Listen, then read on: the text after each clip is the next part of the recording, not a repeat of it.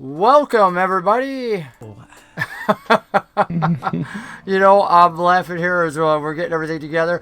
Welcome to a fantastic night where we're getting together with some of the finest players on the internet.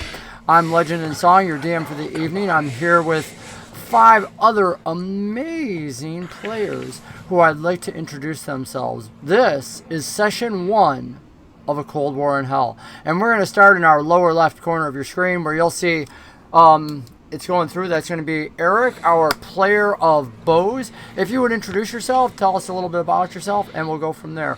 Now, I'm catching a ringing out of my headphones that wasn't there like 30 seconds ago, so if we have something different, let us know. We have an audio tech, Alex.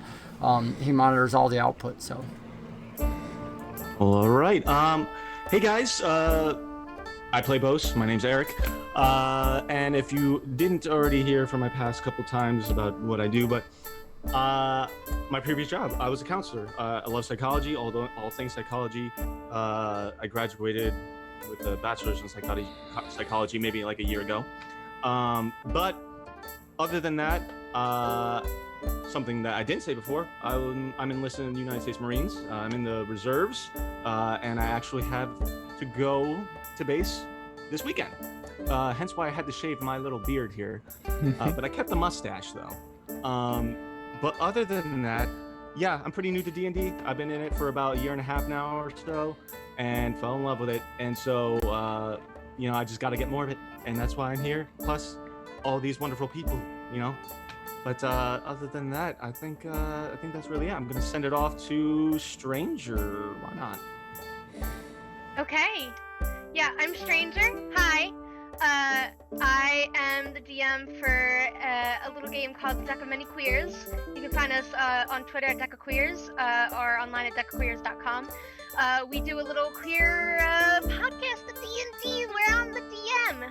I've been doing the D&D stuff for about 2.5 years, been DMing for about 2 years, a little more than 2 years.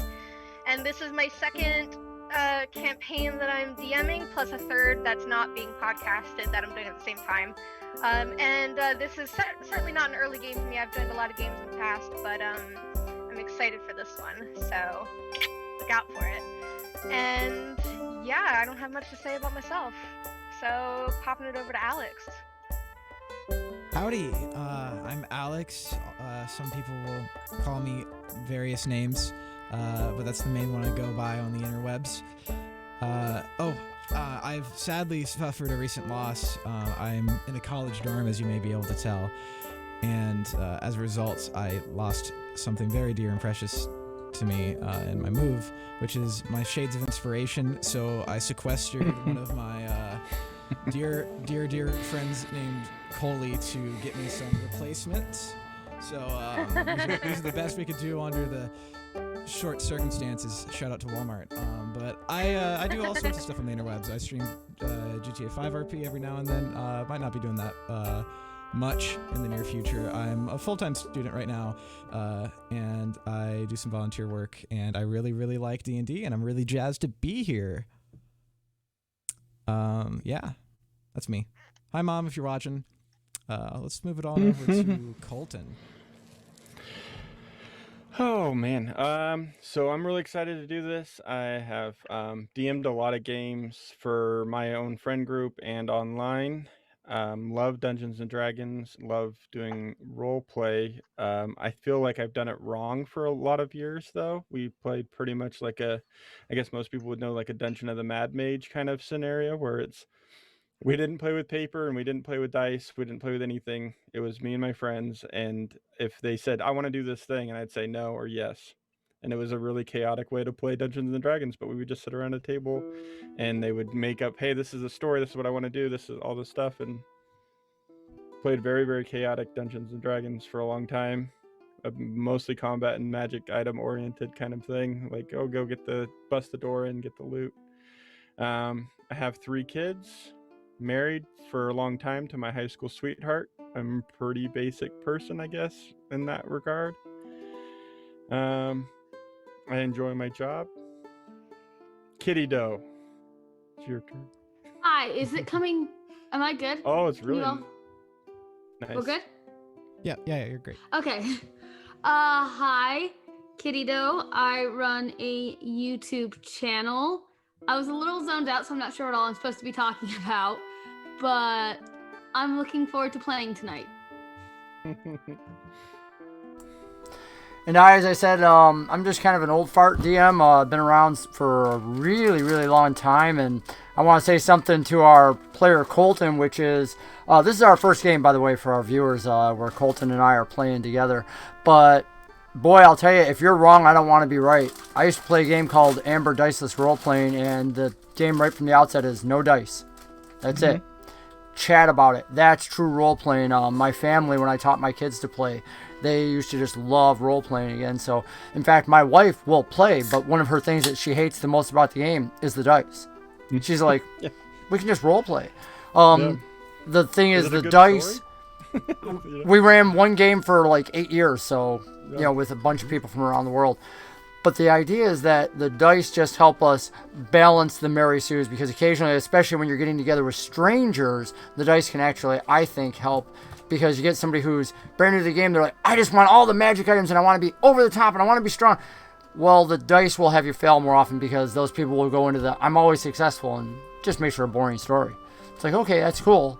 But failure, conflict, overcoming, that is a story that most people will remember. You know, talk to most people, they'll remember the tragic fails more than they remember, oh yeah, that's right, I beat Tiamat or I did this.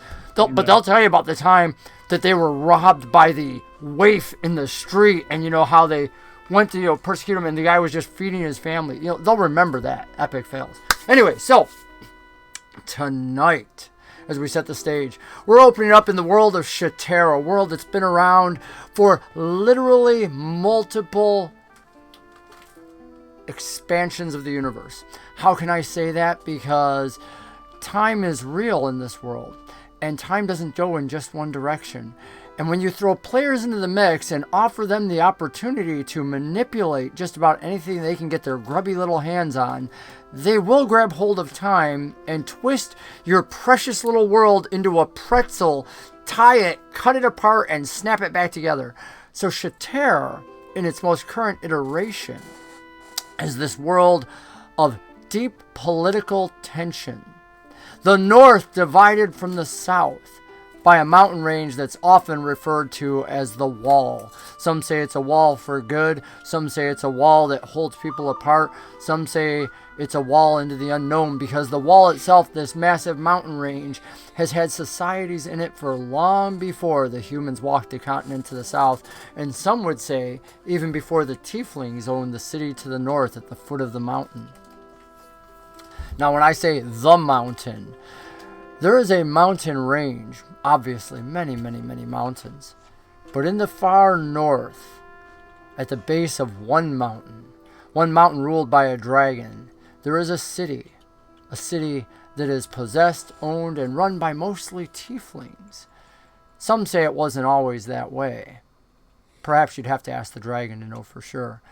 But we'll meet somewhere in between. We have characters from far off in the ocean to the west who've sailed the many coasts. We have characters who've been in the plains of the south. We have some from the north. So we're going to meet in the middle, starting at the Wall. The Wall is both the mountain range, but this is a tavern that has taken its name from that mountain range. A tavern called the Wall, a grubby little place built into the side of the earth. In this almost 10-mile stretch, a chasm split through the mountains, as if some god had dragged their finger across it in almost a straight line. Some say that on a clear day, if you stand across the gates to the south, you can see all the way to the northern end. But we all know you can't see 10 miles. Surely that's just a myth. But oh, the populace that has sprung there, the trades that have happened there. It's almost like a demilitarized zone. Peoples from all over the north, demonic peoples, sorcerers, strange magicians, monstrous things that have come out from inside the mountains themselves. And the humans from the south, goblins who are ever present throughout the world, love to do their trade there. But you see, it's not necessarily legal to bring things from the south to the north or the north to the south. And that's where very specialized traders often come in. if you can get past the security along this passageway, you can find all sorts of profit to be gained. But before you get there, usually you want to take a break. You want to go into an inn. And so we open right now inside the wall where Huxley, this human, is sitting at a table having a... What would you be drinking, Huxley? Milk. Huxley, drinking a large... Is it in a glass or a flagon? Or a special princess cup? No, it's a flagon like the wooden thing. Yep, Nor mine. it can be. Yeah, It's the it's big in one with the that. handle. You There you know, go. he had it pre-foamed to look like beer. Oh, I love it. And you have the little beer milk mustache. There you go. I love it. Take a plot point for that. You have it pre-foamed. You have it all set. You're in this inn. I wish I'd have set up an inn for this one. This would have been perfect. Hey, I'll throw some plot points here, Rembrandt. If you want to throw an inn map in there, you can pick whatever you like onto the screen. Map? All right, we'll find it. He's like, I've got that. As you can see, our table, going out of it, we're a team of players together, so we help one another so that you can have a great show and so that we can have a great time. So, this funny thing is sitting at the table is someone who Huxley has just met. Huxley always has an eye for the difference, perhaps because Huxley, a Cinnabon in the greatest sense with striking red hair, has found a person with almost hair that looks not only the color of water, but actually seems to move like water. This person had walked in almost like they owned the place. Nerida, would you describe how your character might have entered now that you're sitting with Huxley? I enter the tavern, kind of throwing the door open and kind of glancing around at everybody that's in there, getting a good eye of the place, and head straight to the bar. And, yeah, like I own the joint. But there's arrogance, but there's a certain lack of arrogance. That means, yeah, maybe I own the place, maybe I don't. Wouldn't you like to know? And What? I'm gonna order myself a strong rum. You know, I think Huxley would like to know, so he's gonna slide over to her and ask, "Do you own this place?" Do I look like I own this place? A little. Good. Yeah. Good. So, do you get your drinks for free? Sometimes. That depends. Today I pay with the currency everybody is familiar with. Today I pay with coin, but only because I feel like it. Well, that's very kind to the people who help run your establishments. I suppose. Are you always so kind? No. I'm glad that I caught you on a good day then. Oh, it is a very good day. I've met you, haven't I? And she gives a wink. Huxley is now red-faced. Good.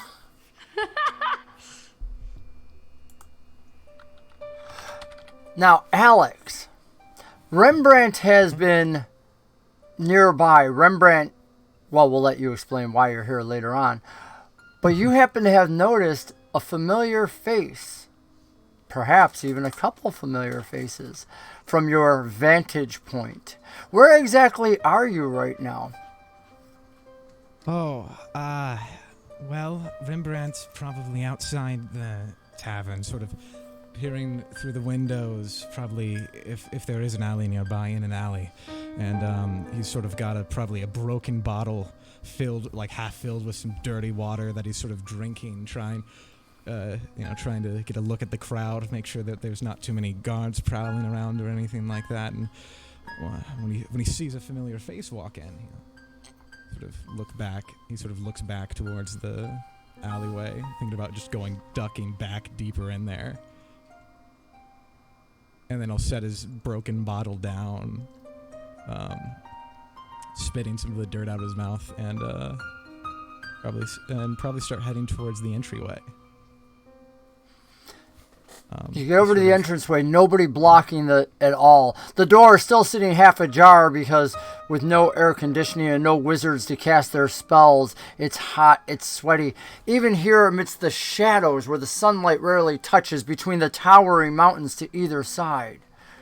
For some reason, it seems like the earth itself seems to heat the wall, keeping it perpetually warm, which isn't too bad because you remember the north. You remember the mountain. Opening the door, you see about 8 individuals in there, 2 of which are sitting at one table, one of which who is more familiar than the other. Now, I've given each of the characters a little bit of backstory so you know whether you know each other.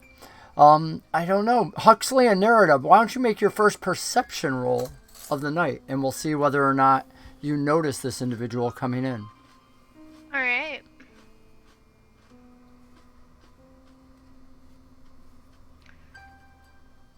Oh, I need to roll from here. Basic, not perception. Oh, I don't notice anything but the pretty boy to my left.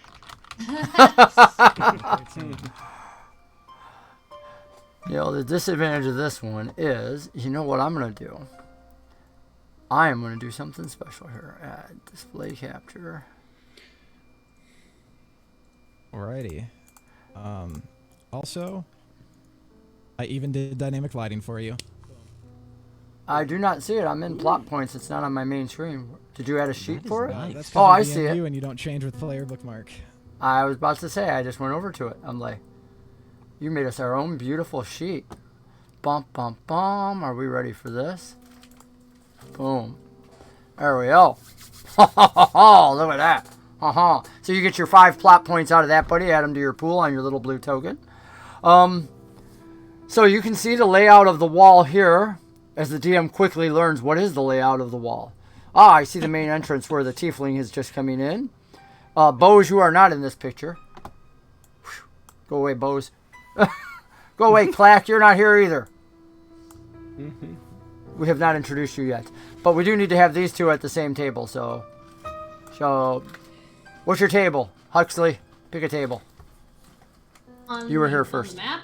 Yeah, put your Okay, character at a table. You got it. So, while she picks a table and moves her token over, then Nerida will pop over and be at the table with her. Let's see, what do we have? An 8 for a perception roll and a 13. So, Huxley, you are sitting in such a position that you are facing the door and you do happen to notice this Tiefling walk in. Do you say anything? Do you know them? Do you recognize them? There are no other Tieflings in this bar. As you have come north, you have noticed more of them, which is not uncommon. Tieflings come from the north. But they are a very rare species, even as it is, to come south. And this one is particularly, shall we say, grungy, barely clothed. Yeah. This is not somebody who looks capable of making their way through the wall. Yeah, walking. I'll give a little laydown of what Rembrandt looks like. You see, this red-skinned tiefling with. I hope Sean will give me this one with a pair of glasses that have been broken in half. So he's only got half his glasses on his face right now, and this sort of like darker, like ratty cloak, like draped across him, and like pant legs with holes in it, and these like super hand-me-down shoes. No sort of like bags or anything that he seems to be carrying.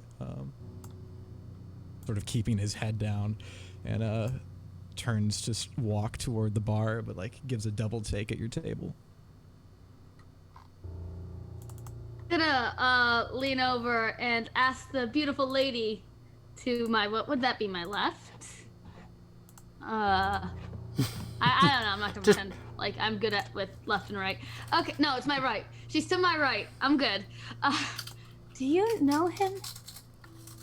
No, who? I kind of turn around and look. That man over there. Huh. I've met a lot of people in my travels.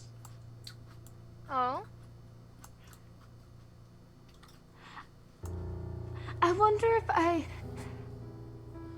met... I'm not sure. Should we go over and say hi? I think I have met this one before. I think we should go over and say hi then, if you know him. Oh. Huxley stands up. Hi, good sir. Oh, okay. This is what we are doing now. Okay. You should come join our table. Rembrandt will look at the door will look at the voice with panicked eyes, and then look at the window. Not even the door, the window he's standing next to, and sort of look at the window, look back at the table, and he very quickly Kind of give like a little come hither. And he'll quickly just walk right up to the table and say, "Can I help you?" Sure, was there a squirrel out there? Huxley is now eagerly trying to look out the window and see what you saw. Huxley is just looking out the window, and Rembrandt's getting ready to answer when Huxley's eyes go wide. Huxley, I would like you to make a dexterity check for me. Certainly, certainly. You may use acrobatics for this.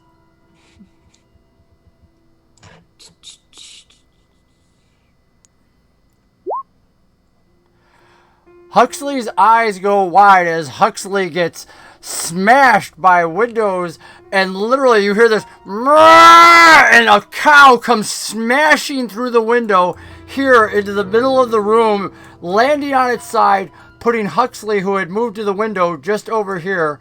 And I have no idea if you have a cow token or not. I know we talked about last week, we did sounds for him. But this screaming cow comes smashing through the wall.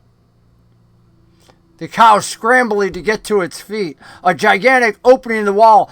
Other patrons of the room start scattering, running back for the corners. The barkeep looks up in surprise. What is most noticeable about the barkeep, B.O.S.E? Describe what is most noticeable as you picture them in your mind. The barkeep. I'm looking into like seeing everybody right now, right? I'm just asking what you picture in your mind when I say the barkeep. Oh, the barkeep. Yeah. Jeez. I don't know. Maybe very stark, almost. Stark. This normally stark individual looks up, a look of surprise. The cow, scrambling, trying to get to its feet, appears to have an injured leg and whatnot. The cowbell still around its neck, and you can now hear with the open wall many cows running through the street and whatnot. What do you want to do, the three of you? Some are moving cautiously towards the door. Most have moved back. The cow is in a panic in the middle of the room. Why is there a cow in the tavern? This does not make any sense. Oh my gosh, you see the cow too? I'm not crazy. I mean, let's not get ahead of ourselves, but I do see the cow, yes. Oh, thank goodness. And you, and I turn to Rembrandt. You, I know you. Do you? So do you know the cow as well? Is this just what happens here? People just start yelling at one another, and then they throw livestock through the window. Not as far as I'm aware, but you, my friend, you are awfully jittery. Oh, There's a large I know you. that seems to be getting closer.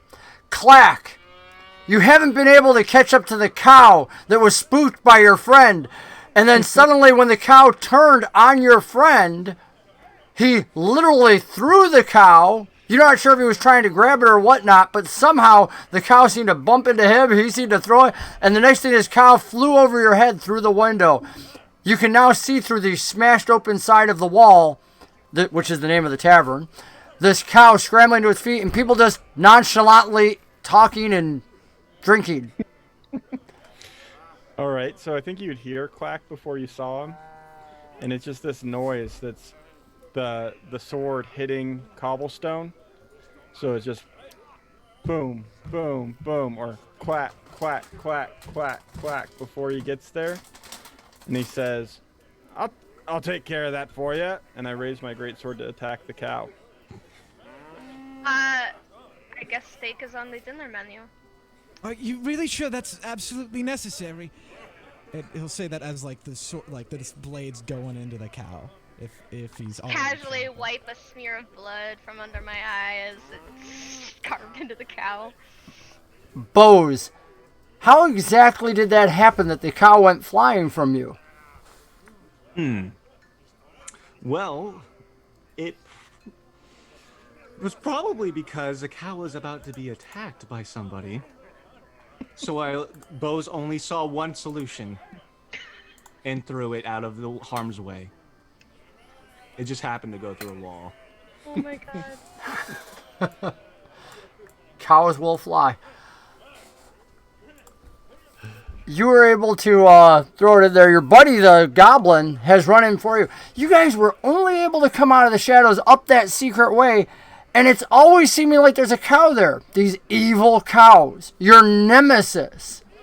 And sure enough, you guys come out from what should be a secret way that the Goblin knew, or at least found. You can't really tell. You haven't known him quite long enough to know what secrets he's got. But you come up and lumbering into this place once more into the open, except this seems more like a place of man, like the places you were visiting beneath the mountain. And there your nemesis, the cow, was getting ready to obviously attack the Goblin. You threw it through, and now the Goblin's willing to save you by killing it. What do you do? We don't have a token for a Goblin. Usually I use goats for everything, but... Sean, you were talking about my character, right? I was? What do I do? Okay, fantastic. Because he's about to attack the cow, which I'm assuming is like somewhere right around here. Then B.O.S.E will do just a simple noise and grab the wrist of Klaak and just say, "No." And You walk say towards grab cow. the wrist. What exactly do you look like? I mean, what is it? What are you grabbing her with? Your 5 fingers, or is it a mailed hand, or are you a We're big looking at- barbarian?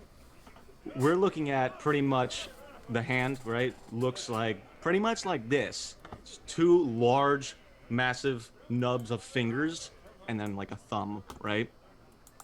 And B.O.S.E himself is a massive 8.5-foot stone creature. Some would say is a golem, but he's not. And he's got what looks like what would be hair, but it's actually like long moss going maybe around like shoulder length, kind of draping over his shoulders a little bit, but massive, stony, and just you can't tell where the face is on this dude because his hair is kind of covering where his face would be, and it doesn't seem to have very much of facial features, it seems. So, yeah. He's just kind of big. So, with these, this violet being the stone, you're just big. So, do you look more like a golem? Can we even see eyes? The eyes are there because they are a quartz stone, right? They're white. But like I said, they're kind of covered by the moss, and they're not particularly big eyes. He's probably definitely not a guy you'd be like, oh my god, his eyes are so beautiful. They're very small, but they're there. Okay. So, you reach out. I would like you to make a grapple check, and Klaak, would you please make a opposed strength check against him? So this is your strength, each of you against the other one. Oh boy. All right.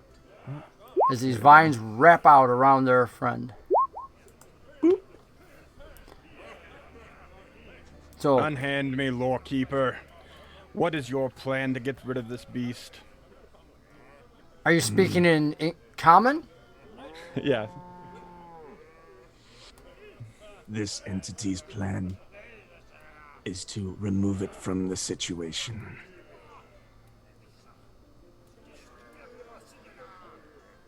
I would like everybody to roll into initiative. Oh no! I love that. So when B.O.S.E walks into the tavern, Rembrandt's like jaw will sort of hang open for a minute, not initially like recognize him, but he'll just say under his breath, "Astounding!" Totally blown away that Nice. real life that dude. If you want to open the initiative tracker, Sean, then you can all. Yep. And every token selected. Bad.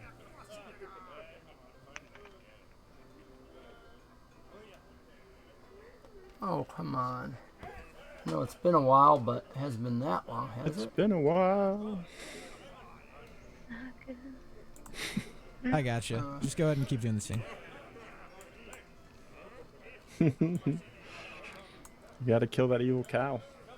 So I'm guessing some people rolled in that did not click initiative, which is why it's Yeah, I not got it, showing don't up in worry. the turn order. I got it. You're just going to pop them in? Thanks. Appreciate it. Probably because I'm rolling through beyond 20. Nope. You just need your character token clicked on when that happened. I did have it clicked on, but I'm not rolling in roll 20. I was rolling on beyond 20, so it. I rolled in beyond 20 and it worked. Yeah. So. Oh, well, Yep, mine did. it connects I made over. sure to click on mine first, so that's weird.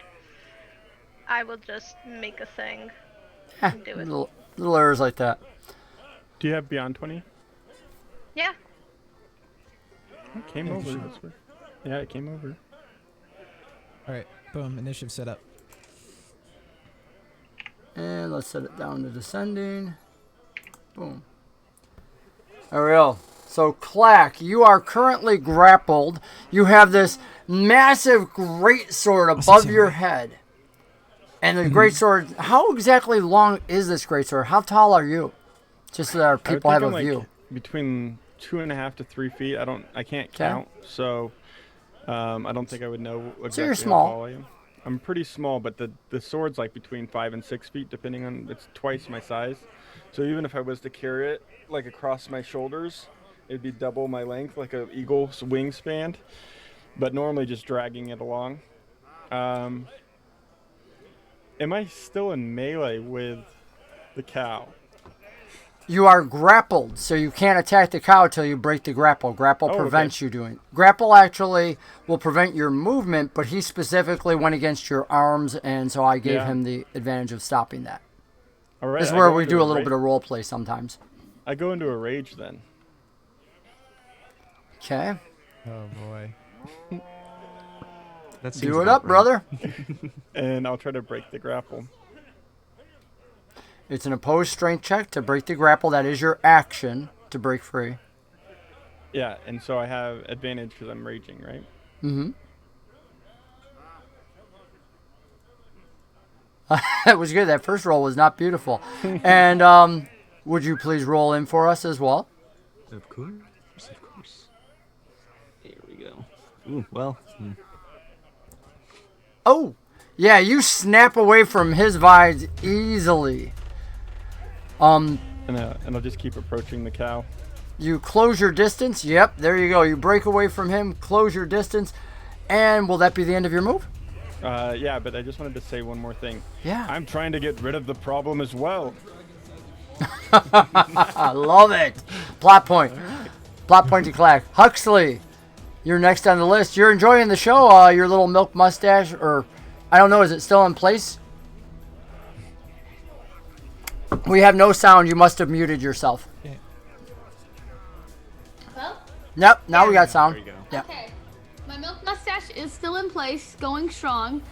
I am going to attempt to get over to punch this cow. Close the distance. What? There's nothing stopping you. You can move your token, close the distance, put yourself near the cow. Okay. So, let's see here. This is moving like what? 5, You're good. 10 feet here? Yeah, it's like, No. that's 10 fine. feet. Yeah, 10 wherever you feet. like. And that's about as far as he moves, and then he's catching his breath. I'll Wow. get you, cow! He shouts. So you all see Huxley stop and be like, winded. Poor Huxley. Is that the end of your turn? Yes. Remy, you're up. Doesn't do that sort of thing often, does he? Move 10 I feet. guess not. Well, this was a lovely chat, but it seems like there's a brawl going out with the cow, so I'm be off, but lovely seeing you, whoever you are, strange familiar person. And he'll start He's gonna just dart into the back of the tavern and try and hide by this bush. Nice. Can I roll stealth? So you have actually run back near a bunch of other people. As I said, some of the patrons, there's about a half dozen others that are in here that have gone towards the back.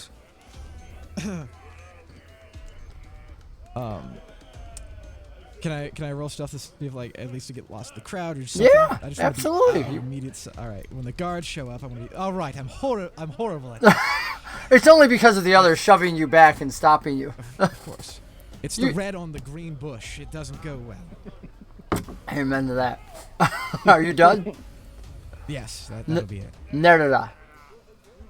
Yeah, I'm gonna watch Hux and be like, Red, why are you alright. What are you about to punch a cow?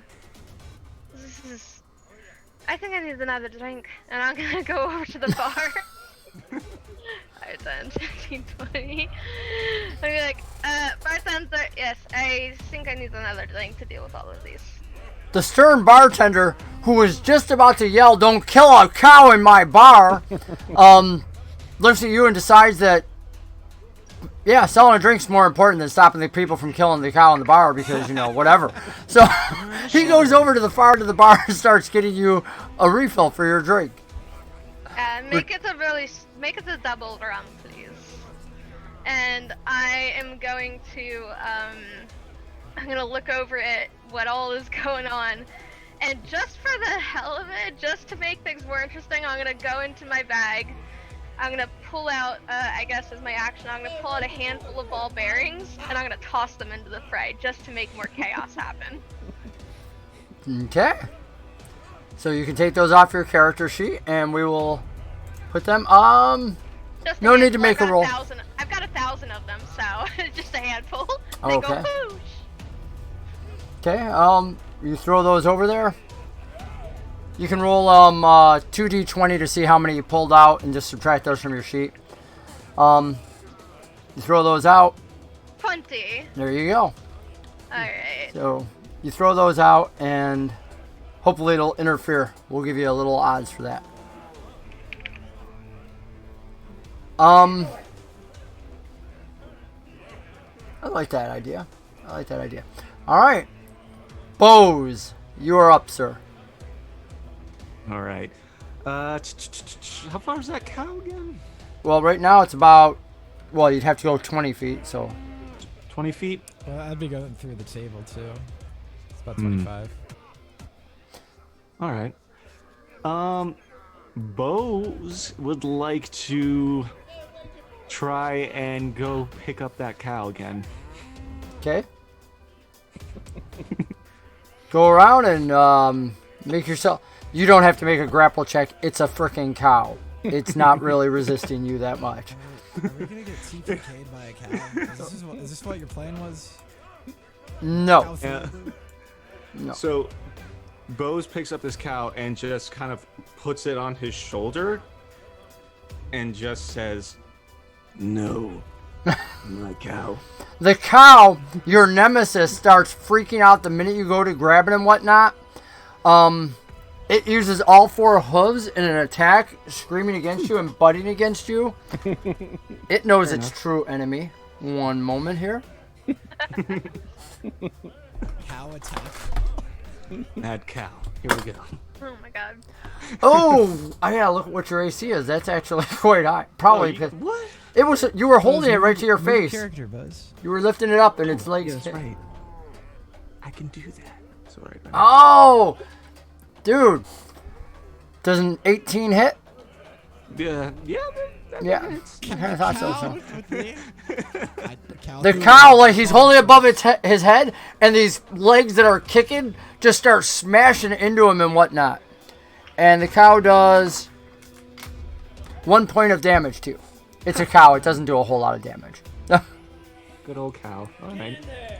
I'll make that. But as you're holding it above your head and it's kicking at you, one of your vine-like hands that's holding it up is pushing against its udder, and you just happen to have one of the teats wrong, and it's squirting milk on your head as you're doing this. Which might also be why it's attacking you. Hold on. Is Huxley, are Huxley you near? trying for a refill? I was gonna just say that. I was like, pointed towards Huxley. He's trying to open his mouth and catch something. Aren't you out of breath? Milk from the other doesn't taste as good. Okay, you do you, boo. What in the blazes? I don't know either. We'll bring it around. You okay with me moving on from your turn, Bo.S.E? That's good with me. Klaak, you're up, sir. Your buddy has it above his head. You can still poke the cow if you want. Your sword's way long enough. You got a 5-foot sword plus a reach. You know, you can definitely get I think up I'll just stomp and get more and more agitated and angry, and I'll say, I have to kill something. It's got in our way. We must kill one of them, and I'll kind of like rush out to go kill one of the other ones in the street. As you go to stomp, you find yourself landing on some barbarians that weren't there a minute ago. I would like you to make an acrobatics check for me, please. And if you get a 5 or less, you will fail it. This is lovely. Okay. There's not really enough to really bother you, but oh! You stomp and literally you go falling backwards, the sword smashing into the ground behind you on top of the already broken table from when the cow came through the wall. So much for center of gravity. Well, that's what happens when you put this big 5-foot sword. Yeah. The screaming goblin curses. You now have the prone condition. You'll use half your movement to get up next turn. And, in fact, yeah, because you failed your check, we're going to call that your turn. We're just going to, like, make an arbitrary check, if you're okay with that. Oh, yeah. Remy, from the back, you're watching all this. You're watching this goblin, fall down this. It's almost comical. 5-foot sword falling on his back. Clearly, he can't hold a weapon, right? I have to get out of here before the guard comes. Or at least. One of the people next to you says, "Why? It's their problem." He'll completely ignore that person. He's like, "Whoops! Did I say that out loud?" Yeah. I'm new at this, all right? And he'll sort of, seeing as he can't really hide very well here, he'll walk to any table that still has silverware on it, and like anything remote, like even a butter knife, he's willing to like snag right now. Just some sort of potential weapon. There are weapon wise. Oh, you're looking for weapon wise. Just like even something as awful do you as want? a fork. Do you want something more towards the back or more towards the front? Because there are rooms back here that you see in the upper left that still have food and stuff on them. Turns out there were people in the back that you didn't see when you first came in. Yeah. I don't think he wants to get any more in the crowd after that slip up, so he'll be looking in front of him. Okay, so back inside the main tavern, you can see, obviously, we're gonna go right with the drawing. There's some stuff here, but you also spot where there were some people over here, and there appears to be some things on the table. One of the nice things is that over here, there appears to be a actual candlestick holder, a trifold candlestick holder, which would be quite the good weapon, like a minor club. He'll start making his way over there, and I'll dash. I was about to say, yeah, sprint over there, and as a free action, you can pick it up. Yep, I'll pick it up. He's got it. He's sort of tucking it into his robe just in case. And because you have a free action still, or excuse me, because that's a free action, you still have movement left. Do you want to continue your movement? He'll dart. You see this room up above? I do. He'll dart in that room. Okay. It's not locked. You go over, check the door, and it is unlocked. All right. He'll go on in. You open it up, heading in there. Nope. We're going to stop you right back there. And we stop right there, back there, because there were some people standing at the table that were coming towards the door with all the crashing and smashing, and you have a person basically to either side of you, because these two individuals who are back there having their conversation, and they are armed, and they look not thuggish, but deadly. These are more like your typical, you have walked into a rogue meeting, and you have just interrupted it. So sorry to interrupt. There's a cow. Yeah. As you say that, there's a cow. They look at you somewhat confused, and the one individual who has a long scar running all the way from his eye down across his chin, he's the one to your left as you come in, looks and does a shove motion to try to shove you back through the door. Do you want to resist it, try and get by him? Not at all. These guys have the weapons. He shoves you back just as you were trying to get in, but doesn't seem to notice the candlestick at all, and the door closes behind you again, and suddenly you hear a latch as they use their action to latch the door. Right. Do you still have like He'll 5? sort of stand with his back pressed up against the door like, nope. Oh, why is it always the ones with the weapons that find me? Now, because the barkeep was associated or busy doing the drink for Nerida, he has no idea that you just, it doesn't appear to have any idea you picked up the candlestick. And the other individuals are all focused on the cow that the large rock vine thing is trying to milk in some unusual way. Are you all done with your turn, brother? Hey, Mom. Yep, I'm all done. Nerida, you are up. Yeah, so I am going to have seen that my ball bearings were super effective at at knocking someone on their butt, and I guess I'm going to I don't really know what I want to do in this crazy situation. There's a cow, it's on somebody's shoulders, there's milk being thrown around. I guess I'm just going to ask the bartender for a second drink while I have mine, and once he pours it, I guess I'm just gonna go 5, 10, 15, 20, 25 over to Huxley and be like, Red, you look like you need one too, and I'm just gonna hand him one of the drinks. Fine, And he'll take it. And Are hold you- it up to cheers. And yeah. All right, are you going to Huxley or Rembrandt? Because you moved to Rembrandt, and I think the players. Okay. I meant Rembrandt, not Okay. Huxley, sorry. Yep. I meant Rembrandt. I meant Red. Well, I'm still getting used to everybody's names. And yeah, I'll hand it over to him and be like, I don't know what's going on. me neither. Drink. Yeah, it was, he'll sort of like hold it up and cheers, and as he holds it up, like the candlestick like comes out from like he like holds up the candlestick just slightly like underneath his robe, and then he like sticks it back in and like drinks. Now I do need to go backwards. I think I skipped Huxley somehow. I'm not quite sure how. That's fine. He was still catching his breath. All right, you have your breath. What do you got now, Mr. Huxley? I'm going to finish getting over to this cow, and I want to punch it in the kisser. How tall are you, Bose? About 8.5 feet. 8.5 feet, and the cow is over your head. And how tall are you, Huxley? I'm like 6'2". 6'2".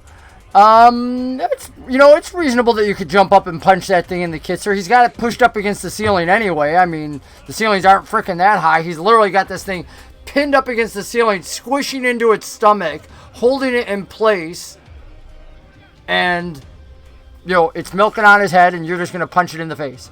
Go up. Do it. Let's see this magnificent punch. Huxley does his best. Well, you may connect and whatnot, but, I think the cow is taking more damage and more concerned with what's holding it and whatnot. Because the cow just kind of flops its head to the side as you punch it and, doesn't seem too visibly more concerned. It's already looking like it's pretty much out of breath being squished against the ceiling.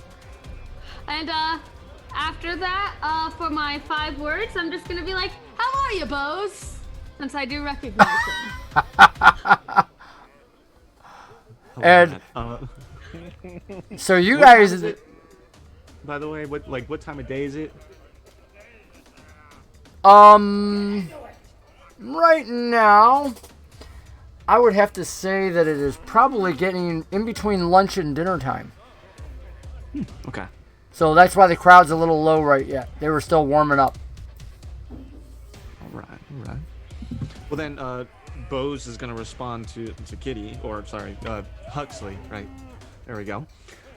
Holding that cow up nice and strong. Good evening, Huxley. This entity is doing well. Minus the cow, of course. Of course. I always knew we would meet again. I mean, mostly because we said we would. But Yes. still. Lovely to see you.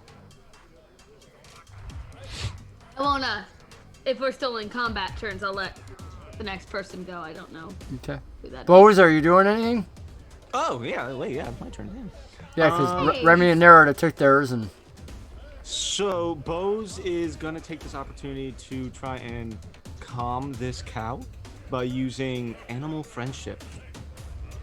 you will have disadvantage while you have the cow pushed up against the ceiling above your head and your hand in its udder. Is disadvantage even enough for that? No, not really, but it's a very high DC that he has to get, so. Have we heard of these unobtainium scores? You cannot convince the king to give you his kingdom. My god. Was there like What does that look like? How are you befriending the cow? So, Are you speaking cow to it, massaging it, milking it more? He's got to move his hands. I'm just massaging the cow from underneath. So the tentacles are rippling out from you, massaging along this cow. Make your roll. What is that? That's going to be a... Oh, he's speaking to it, loving it, massaging Animal it. friendship requires the beast to make a saving throw. Well, he's also got to be feeding it, is the problem. That's part of animal friendship. You have to feed the animal. That's why it requires a morsel of food. Alright, so... But I was just letting him... Is it just nibbling on your vines? Is that Yes, what's going on? it's very nutritious. I'm very nutritious. I'm going to lower the DC for that. I am going to lower the DC as you let the... As these vines ripple up towards its mouth and basically kind of force feed the cow some vines. If you roll badly, you're choking the cow. Oh god. That's a D20 though, right? Or is it something else? What am I rolling Well, at? it's usually a spell, and as she said, you'd make a DC, but you're doing something kind of a little bit unusual here, so I'm going to work with you. Go ahead and, you know what? Make a persuasion roll for me, and I'm going to let it... Let's Now, you're going to see. make it a disadvantage, as we said. You seduce the cow. Oh jeez. Oh, alright. We're doing something a little unusual here. It's okay to go off book. Then with disadvantage, that would make it. Geez. Well, what? run one more. Oh, geez. Yeah, you're right. You're right. You're right. That's how you do that. Persuasion. One more. Let's go. All right. Still kind of happy with that. Who knows? 13, very nice. Let's see what the cow does.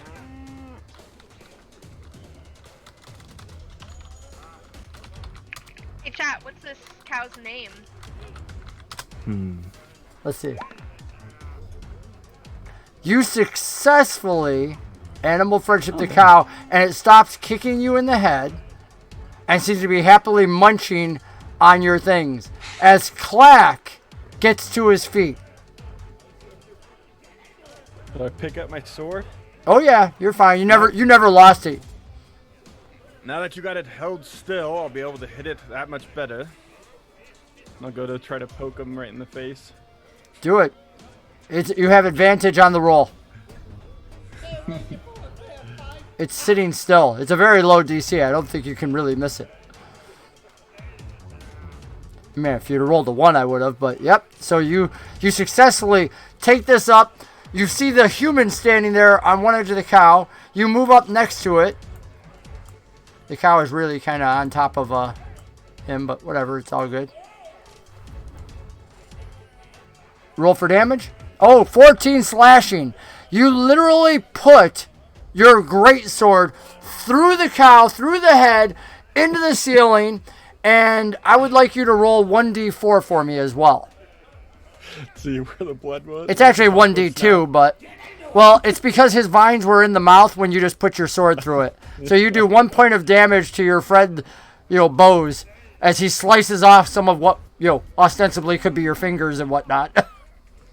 Well, all right. And the cow goes limp on you. Blood coming down this greatsword, splashing out over the goblin, over you. And we're not going to say over Huxley. Huxley's on the other side, so you can remain your milk mustache clean. And we are officially out of combat because it is done until the riled up patrons and guards get here.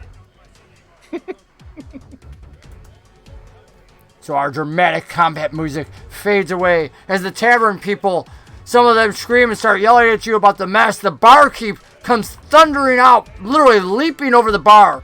This huge individual. What are you doing? Why are you putting blood all over this? You're going to pay to clean this up. In fact, you're gonna... What the hell are you anyway? And he starts pointing a finger right at B.O.S.E. Oh, there's no need for all of this. Huxley's gonna try and step between the two of them. Okay, you want to get me a token, Alex? Or I don't think we have these. Yeah, I don't have any set up on my sheet. Yeah, I can't toss any on as when I'm logged in as a player. Oh, okay. Not a problem, not a problem. And we didn't. I usually have a character one on here, and we just didn't get it. I can grab something really fast. Up at the top right, though, in the compendium, if you click, like, human, once you put in the compendium, it'll bring up a bunch of tokens. Under the assets, you mean? Yeah, yeah. If you just go to, I think it's just info, like the info button. Assets, yeah, that's right. I typed in human. Alright, I got you. Don't worry. Oh. Oh wow, he's really nice looking too. Hey, we do what we can. Meanwhile, So there, we he's have a thundering over here. spam chat for- That's from one of my former games. So that was part of my library still. Alright. Yeah. Let's just do that. There you go. So this individual comes thundering over, challenging you. And Huxley's jumping in between. B.O.S.E just kind of ignores him and is just focused on the dead cow, the bleeding cow. And so just kind of muttering to himself almost. You not go in vain. And just kind of like keep looking at the dead cow. You're holding this dead cow above you, bleeding down. The door opens wide. An individual screaming, "My cows!"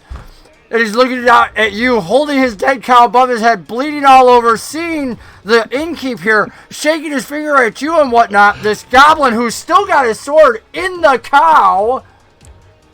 And you realize there's chaos in the street where people have been running because this man who had a herd of cows, and it turns out that you came up right in the back of his corral of cows when you came out from this secret exit from the mountain. And you have managed to spook all the cows and now slaughtered one of them, destroyed part of the inn. And because we're not in initiative order, Remy and Nerida, you can respond however you like as you see this all unfold. Okay. I'm just gonna look at Remy and be like, well, that was interesting. That was exciting, yeah? I don't think the excitement's quite over yet. By the way, there's a room full of armed men right behind me here. So we may want to also be wary of that. You still really look familiar. We've met before. Hey, Remy, Yes, can you make a perception roll for me? Sure. Oh, boy. All right. Fishing in this for a reason. By the way, you did notice that on the table back there was an open pouch with gold and gems that had fallen out of it, as well as what appeared to be a map on the table. Inside there? Yeah, because you're used to looking for certain things, so. Mm-hmm. Oh, by the way, they're absolutely loaded. Oh, interesting. Well, how many were there? 4, I'd say. But they looked very serious. I'm more worried about them coming out than us getting in. Do you understand? Of course. There's a crowd over there. How about we try our luck in blending in? We're not exactly locals, but rounding the corner, we'll see if anybody leaves the room. We'll see if anybody enters the tavern, and there's a window right over there. Good idea. You try to hide first. It takes me less time to hide than it probably takes you. Yeah, he'll walk over here and sort of just try and like if there's a bench open, he'll just sit down with his head down. Yeah, there's enough people here that are still watching the show, so you kind of maneuver your way through them and behind some of the people. And then you just sit at a table by yourself. No, there's really no stealth. You're in a room filled with people and you just walk by them. Yeah, I guess so. Yeah. It's like acting natural. Yep. B.O.S.E would like to go and carry that cow. Well, first of all, probably tell Klaak. Relinquish your sword from the cow. Thank you. As he does, the skewered head of the cow flops down, over, the rest of your arms. This limp cow above you. B.O.S.E will then take that limp cow and walk over towards the owner of the said cow, and say to that person, This entity attempted to retain its life, but it did not succeed. Perhaps it can be used now for other forms, such as food or hides. Are you saying that to the person that came in the door or the bar owner? well, whoever came in screaming, "My cow." Okay, the cow owner, yep. So, the cow owner looks at you like he's looking at stone and vines. It's almost like he's not sure where to look at you, even though you have these two gems. Those are just like little treasure things sitting amidst all the vines. And he's kind of like starting... I want you to make an intimidation roll. Because I think he's starting to realize what he's looking at. Let's see here. Takes a sec here. I tossed some tokens in that room for you, Sean. Thank you. So, Nice.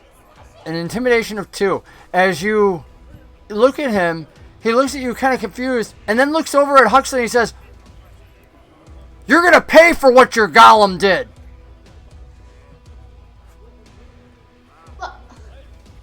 He goes, How much "Sorcerers." money? He goes, "My cow's worth at least 10 gold. Oh, no. The barkeep laughs right along with you. He's like, 10 gold, be real. He goes, "You're lucky if you get 6. And he goes, Think about how much. I'll just pipe in. Think about how much gold you owe the barkeep. Look at the damage your cow caused. make it, you know what? Make a persuasion roll. This barkeep's not stupid. Oh, I'm really good at those. A barbarian who's good at persuasion. There's something to be said there. 9. That's to be expected. As he just sees teeth. Like, mostly. Half the goblin's head looks like a shark, and just all these teeth. This massive sword, convincing to the barkeep. But the barkeep looks at you, somewhat confused, and says, "But you're the one that damaged my ceiling. You're the one that fell on my table." And then he stops and thinks about it. And he goes, "How much money do you have?" Well, B.O.S.E looks at him and says, Money is not really of this entity's importance, so none. And he was looking at Klaak when he asked, but now that B.O.S.E has answered, he's now looks over towards Huxley and says, "Why do you have your golem speaking for you?" He is not my golem. He is his own man. I don't fully know how it works. He's my But- lawkeeper. I don't know why you don't believe me. Remy, you're in the back, and some of the people are now coming out from the back, realizing that not only is the danger over, but they want to see how all this plays out because the barkeep is out from the back. And once they're not in danger, who doesn't want to gather around to see a show when somebody's about to get their butt handed to them? Especially when, wizards start bringing in their golems and stuff into strange places. Nerida, this leaves you in a very advantageous situation. There is nobody behind the bar at the moment. There are people coming out from that back area. So slowly they're, coming out. You are visible. But, if you want to be sneaky, you can always think of something to do. Remy, that leaves you back there. There's plenty of food on tables. These guys were in the middle of eating. You could snarf some food, and there's silverware and whatnot. Long forks with the 2 prongs on them and whatnot. Good stabby implements. If there's a knife, he'll snag that real quick. There is. Okay, yeah, he'll try and everybody's looking at the crowd, so he'll try and sneak sneak a knife and maybe like a bread roll, but like, not, like if there's like a full plate of food, he's not gonna mess with that. Oh, not a problem. Take it. You rip off a hunk of the bread that others have already ripped chunks off of, so they probably won't notice anyway. And you just start nomming some bread, which is really good. It's probably the cleanest food you've had in at least 2 weeks. Yes, definitely. Sort of scarf that down like instantly. The barkeep for you, Huxley, seems very intent on this, and for you, Goblin Boy, I'm gonna move the tokens just a little bit so it more effectively represents. While the barkeep is distracted, I'm gonna slip behind the bar and grab a random bottle. Okay. I would like you to make. Yeah. I would like you to make a sleight of hand check, please. 25. Wow. Beautiful. Beautiful. So you go behind the bar, and literally as you vault over the bar, a bottle just happens to disappear. Literally, it sure was. Does. And I'm gonna make my way back over towards the door where they're slipping through. I'm just gonna casually make my way through the crowd, and I'm just gonna kind of like peek in. Are there still people in there? You would have to open the door to know if there's people in there at all, because you only have his word for it. Okay. Did I see how many people came out, or nobody? Are you referring to the room that you're in front of, or over here? Yeah. The room you're in front of, nobody came out of. The Okay. door was closed, and Remy went into it and came back out really quick. Then, while they're distracted, I'm gonna knock on the door and gonna say, "Free drinks on the house." There's a voice from inside that says, "We already have drinks. Get out of here." Who turns down free drinks? You hear a chair pull back and some footsteps come to the door. You don't have to make a perception roll or anything. A moment later, the door opens up, and there's a man with a scar along the edge of his face. And he looks at you and he says, "I told you, get out of here." And he attempts to make a shove action towards you. Do you want to let him or oppose it? Oh no, he doesn't try to shove me. Okay. When he tries to shove me, what I'm gonna do is I'm gonna shove the bottle in his hand and try to shove him back. So you want to contest and then try to use a reaction to try to shove him back. More than I'm contesting it. I'm not trying to like really shove him back. What I'm really doing is I'm just trying to prevent him from shoving me, and while I'm doing that, I'm looking over his shoulder to see if I can guesstimate the value of whatever's on the table. Okay, so you're just trying to get a peek and whatnot. So go ahead and make an opposed strength check. Okay. I'm really bad at these guys. Well, wish you good luck then.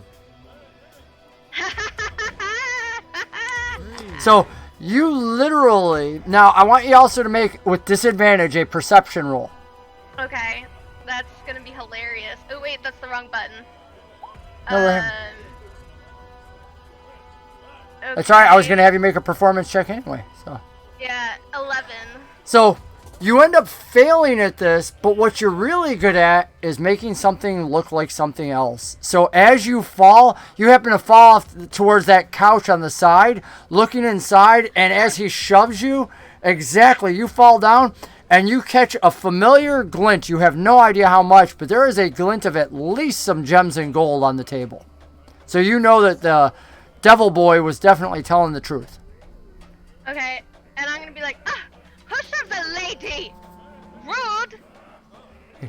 He picks up the bottle from where you happen to have, dropped it in your fall of a strength check 3. I kind of like shoved it in his hand. Yeah. And he says, "Now get out of here." And then he shuts the door behind him again. And you hear the same thing that Remy heard, a latch going over the door to prevent it being opened. Okay. So cutting back to the front, the cow owner, who's really on it, Klaak now, he wants some money, clearly. Do you want to try to manipulate the situation? Threaten? What is all this worth to you? I'm tired of this and I just want a drink. You're looking at the barkeep when you say that? Or the... Yeah, both of, okay. Both of them. Well, the cow owner, sensing money, looks at the barkeep and he goes, 6 gold. And the barkeep says, and he goes, "You got to repair the wall." He goes, "Whatever that's going to cost." He goes, "Probably 3 or 4 gold." You think the prices are high?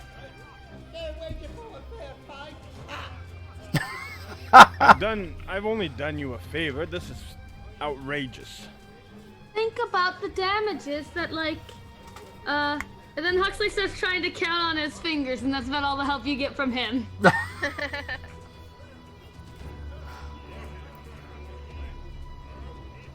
Do you want to try to barter, persuade, or just tell him it's outrageous? He seems really set at the moment. Especially since you asked him how much it was worth.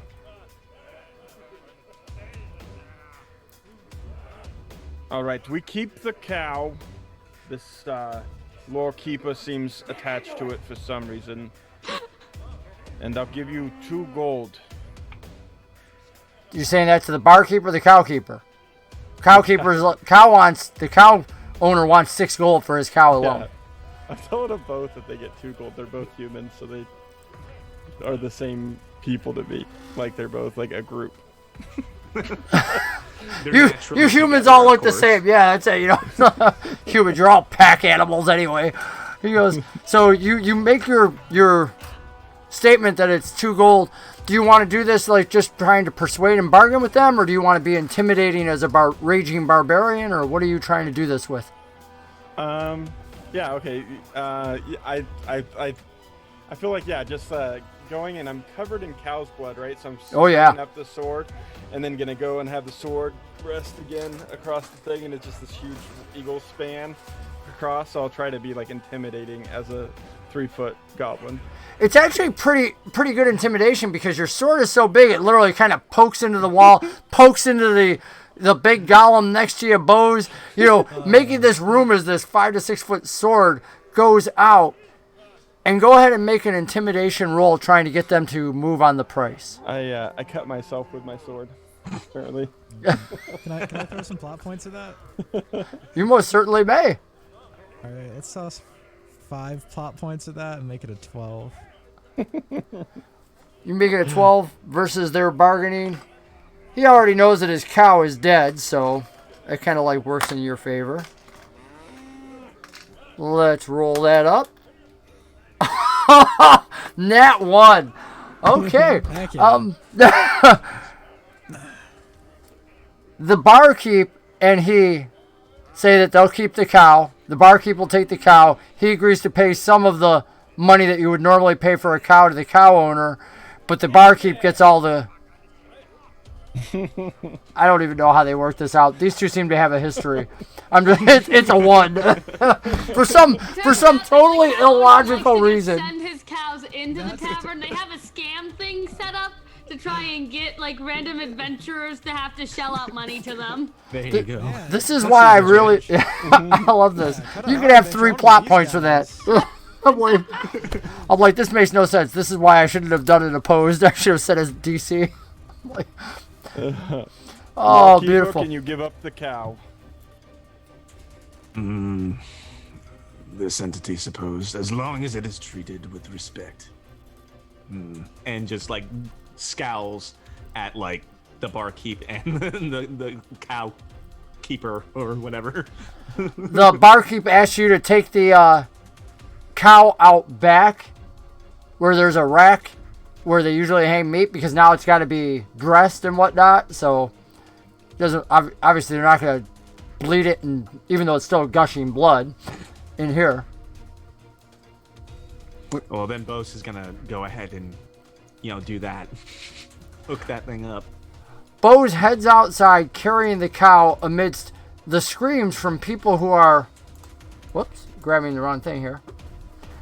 You head out the main doors, and as you do so, starting to head around back, the people who were yelling and shouting, some of them point and say, "There, that's the one!" Pointing towards you since you spooked the cows. And you're carrying the dead cow, which one of the ones that you spooked.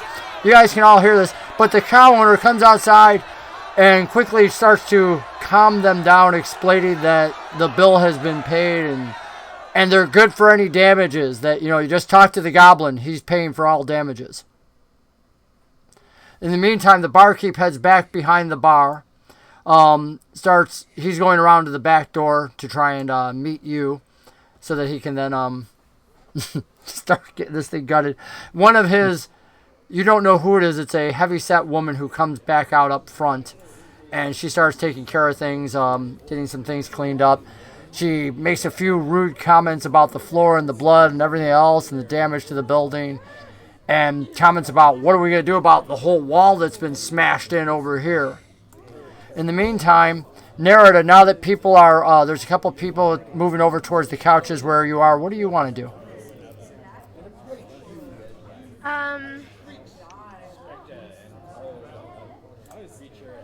I will. So I heard them latch a lock. Mm-hmm. Okay. Meaning it's probably not something I can pick from this side. Probably not, no. Okay. So I'm going to kind of mosey my way over here and find Rembrandt again. Okay. And just, yeah. So there's definitely coin to be had, but they're very rude. Very serious bunch, yes. Did you see they got rid of the cow? Oh, I wasn't paying attention. Is that a friend of yours, the one that keeps yelling? I don't really know any of them. Not really, but some of them keeps look looking vaguely very familiar, and Yes. that construct, I've definitely met that construct before. I feel like I've seen them all in passing.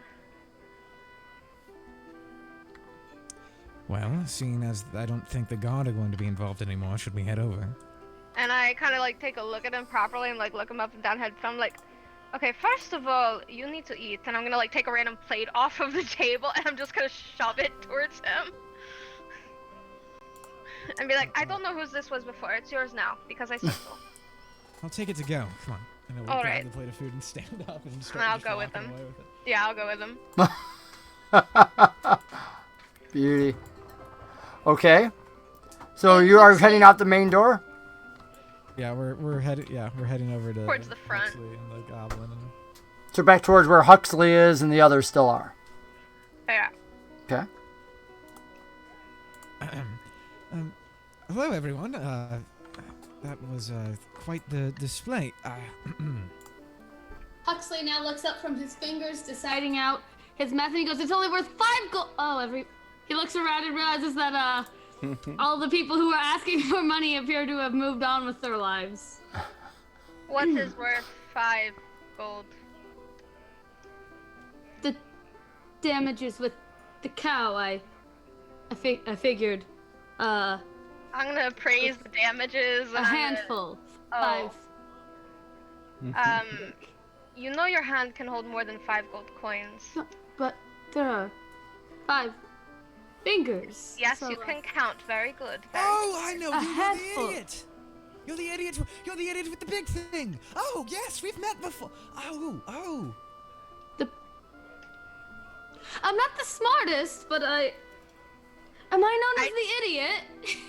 I just pat his head. And B.O.S.E is in the. B.O.S.E is there, right? B.O.S.E is out back now. Okay. Give him, take a couple rounds of talking and then he'll be back. But there is a goblin there covered in blood and whatnot. Bose? Yes, B.O.S.E. Yes. Remember, you and I, the people they were hunting him. Remember?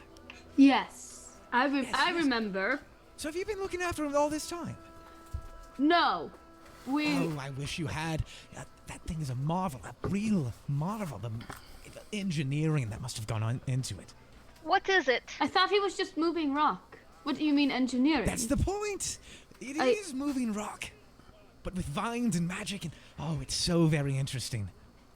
Is it one of those construct things I have heard the rumor? I always Yes, dreamed about precisely. being a rock.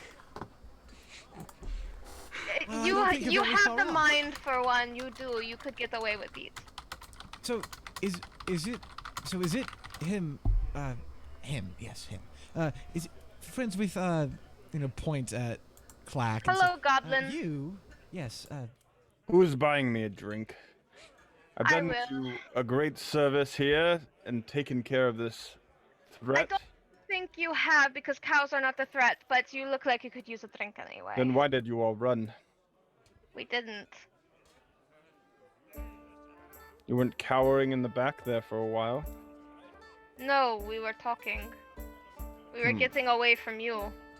Oh. I tend not to run towards the things that are shoving swords in their fists into bloody soon to be or already bloody carcasses. I did shove my fist at it. Why did you? Why did you punch the cat? See, this Did you is why try you to have the punch a title. cow? Red. It Wait, was there just, are two reds. No. it was coming at my friend, and I just wanted to help my friend, so I. But it's a cow. It is a cow. I What I is a didn't punch think going that to do to a part cow? through. Bartender, can we just have a whole bottle over here, please, madam? Bottle of what? Something very strong, please. You got money for that? Her voice is lower than the man's voice that was speaking. How much is a bottle of your strongest, my dear?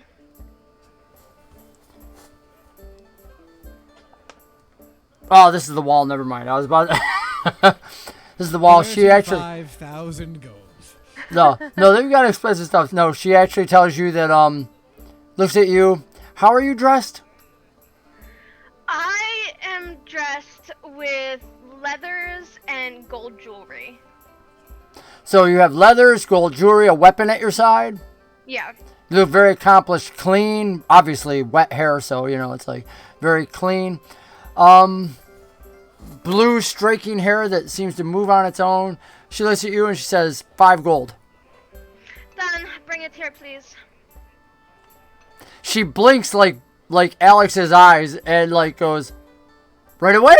And her voice actually comes up a little bit of an octave closer to normal, and she scurries off into the back room. And then 1, 2, 3, 4, 5. Yeah, 5 cups, please. 5 shot glasses. Oh no, only 4. That's fine. Never mind. This one apparently is too stupid to drink. Might be underaged.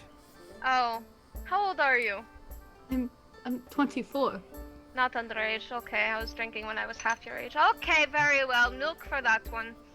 Well, I didn't mean mentally, but that's all right then. B.O.S.E, in the meantime, you have gotten to the back. He instructs you where to go, and he asks you 2 very quick questions. Where he can purchase something like you, and whether or not you are bound to your owner inside. This entity was not purchased and will not be able to be purchased. As far as this entity knows, it is the only one of its kind.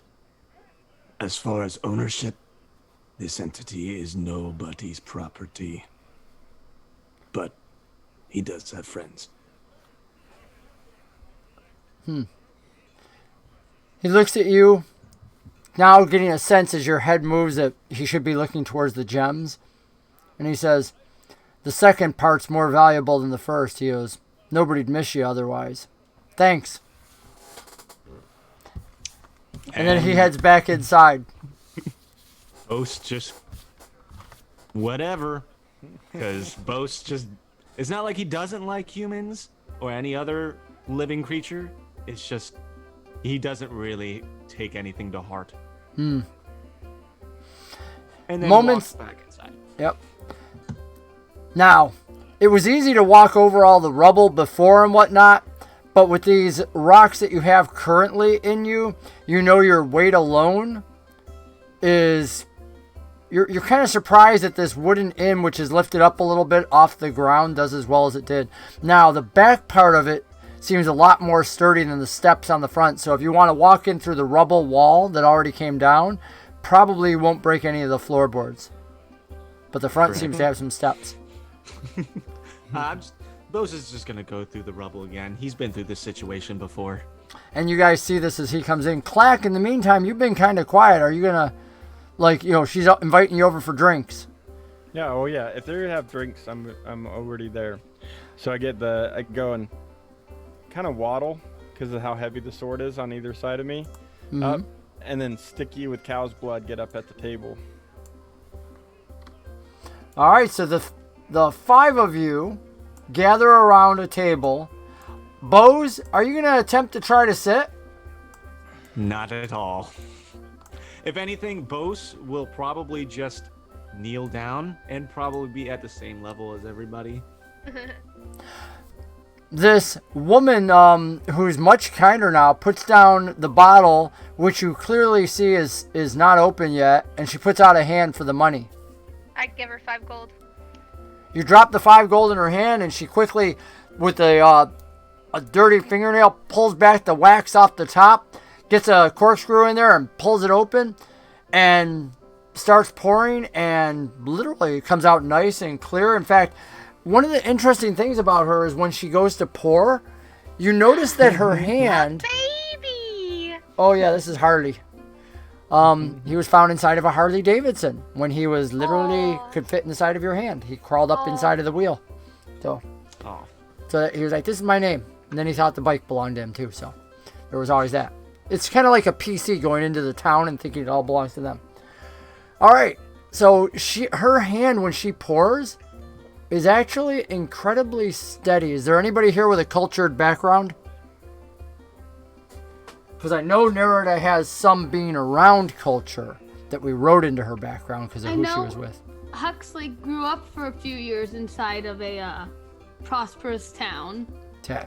So then Huxley and Nerida both can notice, no need to roll, that her hand when she pours is incredibly smooth, and the way she takes the tip of the bottle along the edge of the glass that she's filling for you, it's not like a bartender just slapping some whiskey into a shot glass. It's almost like there's a refined nature to her. But the moment passes quickly enough, nobody else would catch on to this. And she pours you the 5 glasses, thanks you, Nerida, and then if there's anything else, let me know. Moves to the back. Of course, leave the bottle with us, please. Of course, it's right here. You know, she leaves the whole thing for you. Downs his glass immediately. It's been a while since you drank anything clean. Huxley's biting away at his thumbnail as he chooses to drink his milk. I take the shot glass from in front of Huxley that was poured anyway, and I down it in succession with mine. And I just kind of stack them in the middle of the table, and everybody else has a drink as well. I don't know if B.O.S drinks, so I'm gonna look at Huxley and be like, "Does the golem drink?" And I'm gonna look at the golem. Do you drink? This entity can, in your form, drink, but has no nutritional value to it. Okay, do it anyway. Marvelous. I want to see what would happen. Does it go anywhere? Or does it just sort of stay inside you or leak out somewhere? Imagine maybe watering a plant. That's not sitting in a pot. Remember to plant with what you're about to ingest. That will kill the plant for sure. Just everybody remember to watch your alcohol intake. Huxley reminds everyone. I just look at Huxley and I'm like, raise a very pointed eyebrow, very slowly reach for the bottle without looking, pour myself another shot, set it down, and...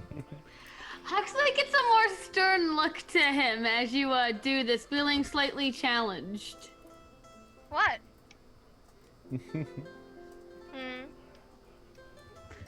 You should really watch yourself. His tone gets more serious as well.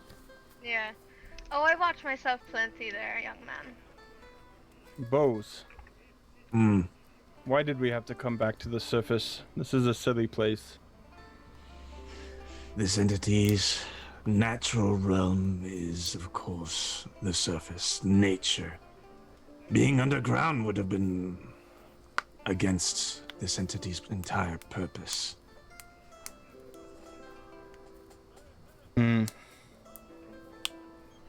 Actually...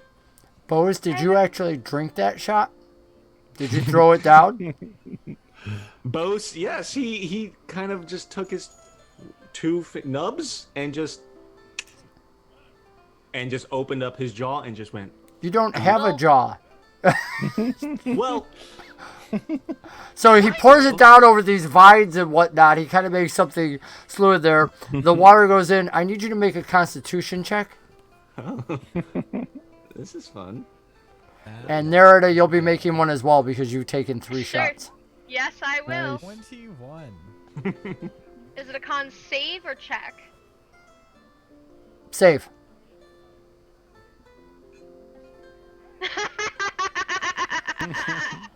So Nerida, upon her taking 3 shots In quick succession. in quick succession, each of which is a triple shot in itself, has just failed and knocked herself out dead cold onto the ground. I have a proposition for all of you. Rembrandt, She was the one with the money.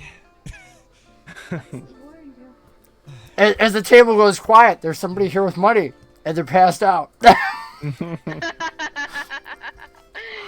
Now we see the real character. Money. And I'll sort of look around and say, well, drink aside, what is it all of you are doing here? I recognize at least 3 of you. I Not thought really the sort of coincidence type thing. we were all supposed to meet back up. But that's today. Yes? Correct. I concur with Huxley. Sorry, I I- haven't had a timepiece with me in some time. I came to meet up with all my friends. And that would be... Speaking of which, and he turns to look at Klaak. Are you injured? No. Okay. Have you ever met Klaak before? No, I don't think, I don't believe Huxley has. He was just Yep. concerned. Rembrandt is sort of still looking at you expectantly when you said, I'm here to meet with all my friends. He said, and that would be...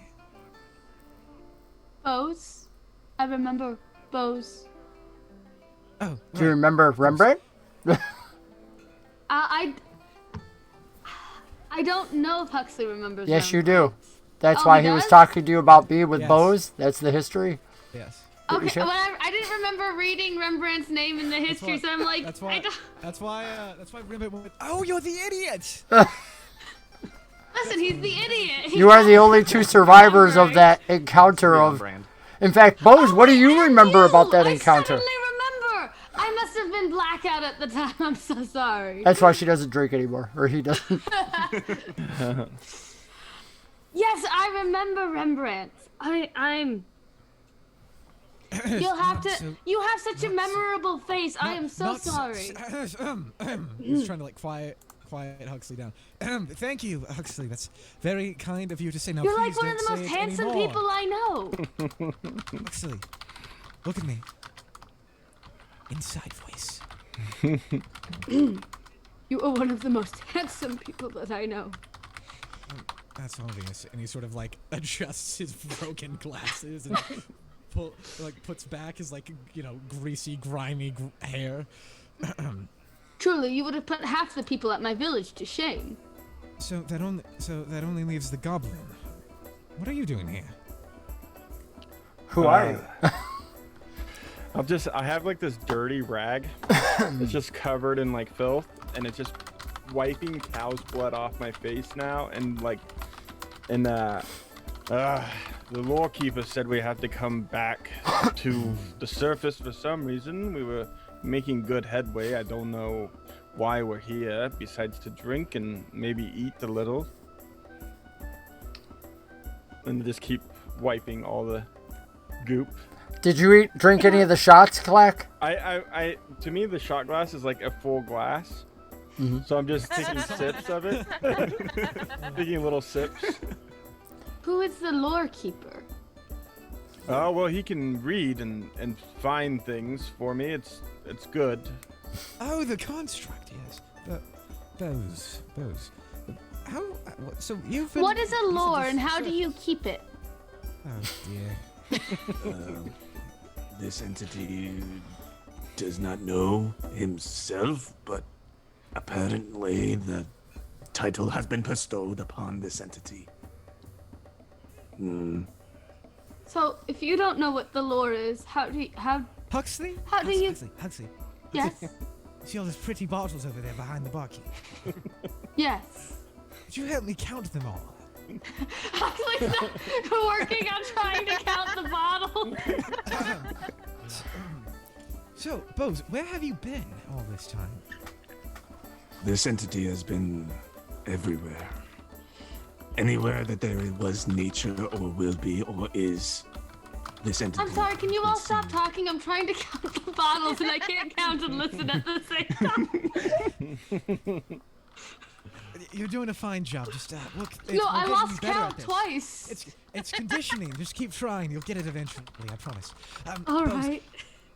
Anywhere. So you've crossed this border before. Perhaps this entity has been operational for many, many decades. You have Perhaps. crossed this border, so you know how I could go south. Depending where south. There's plenty of there's plenty of forests down south. I'm sure there's trees, things, caves, even maybe a bear. Would you like to see a bear, B.O.S.E? This entity has seen many bear. And then B.O.S.E looks, if his face could convey anything, maybe his body language, suspicion. Nerida, can you make a Constitution save again for me, please? Yes, I can.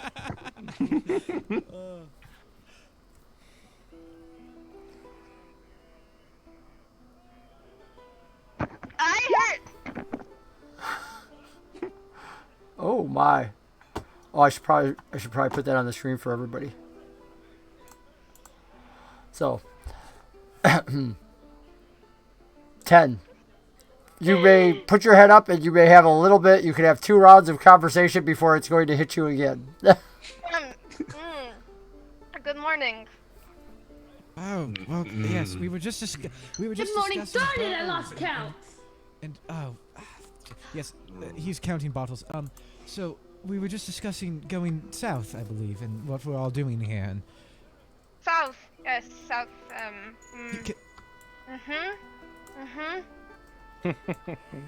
You're from the south, right? Sort But you've of. been there, Yes. Yes. so you could go there again. Yes.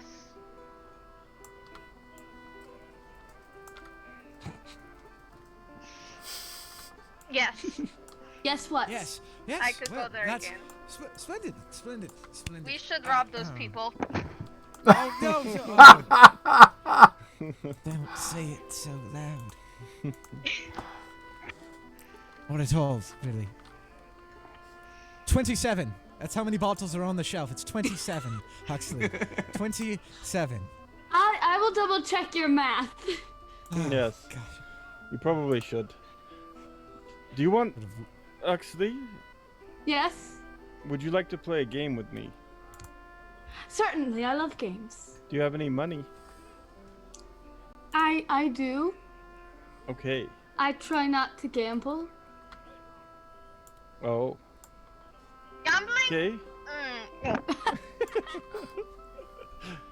Well, it's like gambling, but not as much. We just put money up for trade, and whoever gets more, they get the money. That sounds kind of like gambling. And I promised myself I wouldn't gamble. Though he does kind of look at his money pouch longingly, like this is a thought that is being entertained in his mind now. I'll just bring all the dice out from the dragon dice set that I have. As you're sipping the whiskey, you notice that there's a numbness going on around your tongue. Oh, okay.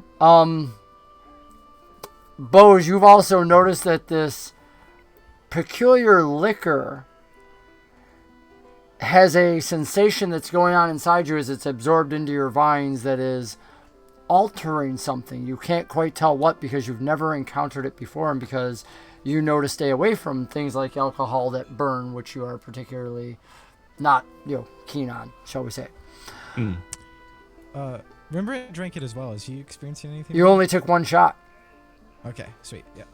Yep. Your constitution is average or above, and you just took a triple shot. If you take any more than that one triple shot, because you are feeling tipsy, yeah, then. Okay. Yeah. That's probably why I did the bottle count. And I really didn't expect anybody to do three triples right in a row and be like, "Wow, you just took 9 drinks." Okay. The Tennessee corn whiskey has come out. So, gambling. Gambling, you Dice. Klaak? They're talking about you. You were bringing out the dice. Yeah, so I was thinking, it's Liar's dice, and I put the cups in front of everybody, and I explain the rules. Whoever gets the highest number wins. Because I don't understand how to play any of the rest of the game. So, you take all these. Is there anything special about your dice? Are they bone? Are they stone? Are they Yeah, they're gems? little bone pieces. Okay. So he's got some hand-carved bone dice. He pops 5 dice in each of your empty glasses. And then, jingle, jingle, jingle. Go ahead, lead him through. It's just, I don't know. 5d6. We'll go, I put a gold up.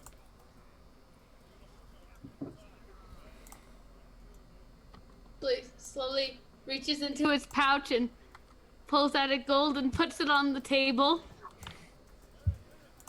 Now what do I do? Does anyone else want to play?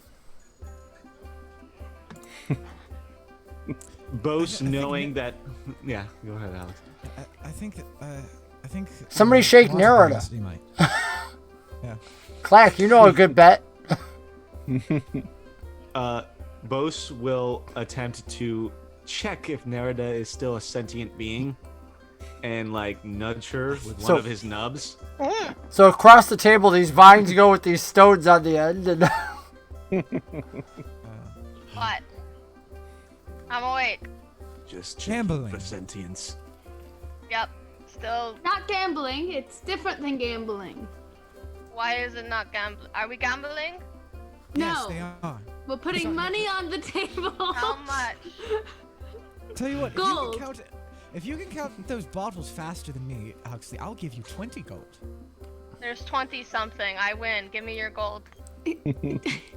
I don't have 20 gold on me. How much are we betting? Well, there's 1 gold. I pull out a gold from between my tits. I place it on the table. I'm in for whatever this is. What are we doing? Something with dice. Roll your cup. Okay. It's 5d6. Okay. 5d6.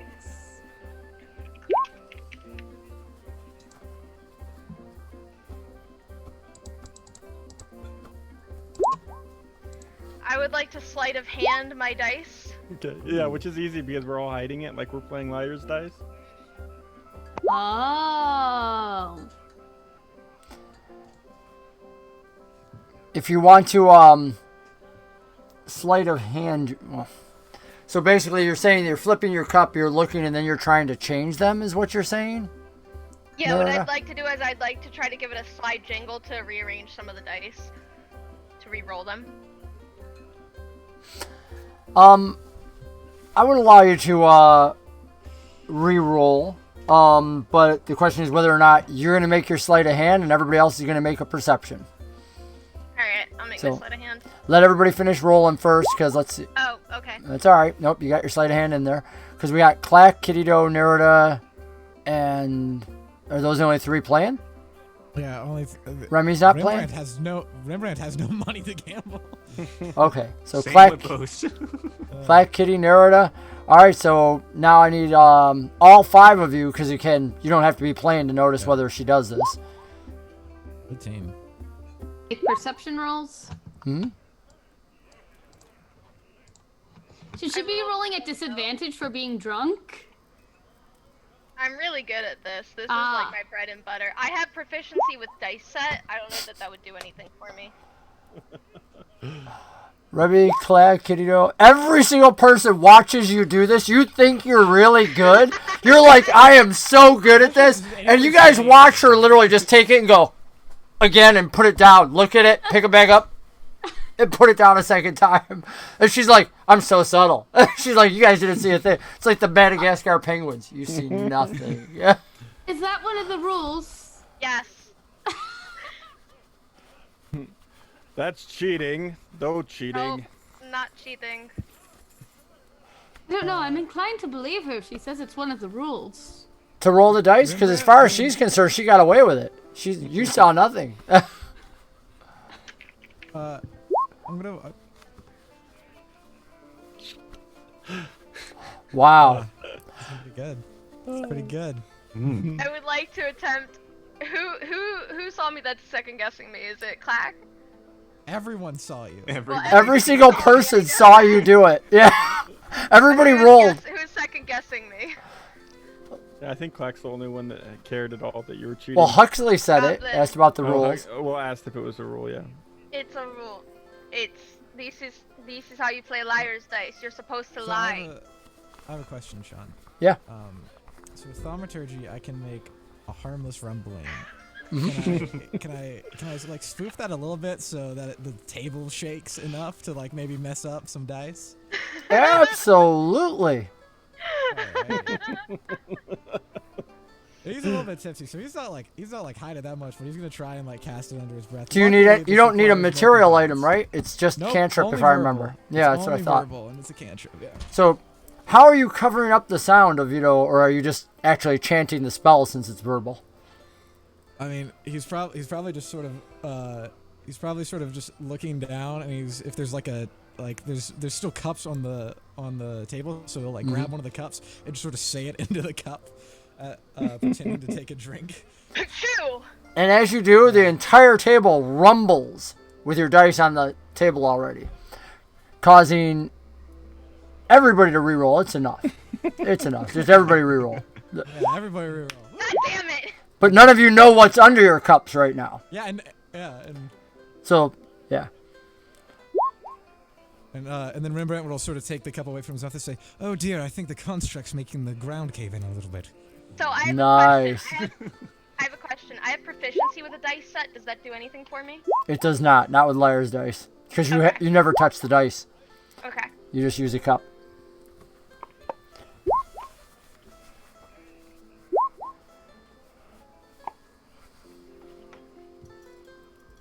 Okay. So, again, now you guys wouldn't know any of these numbers even though we've put them up. And how do you want the game to play out, Klaak? It's your game. All right, 2 gold that I am the winner. I thought we were betting 1 gold. We're not betting.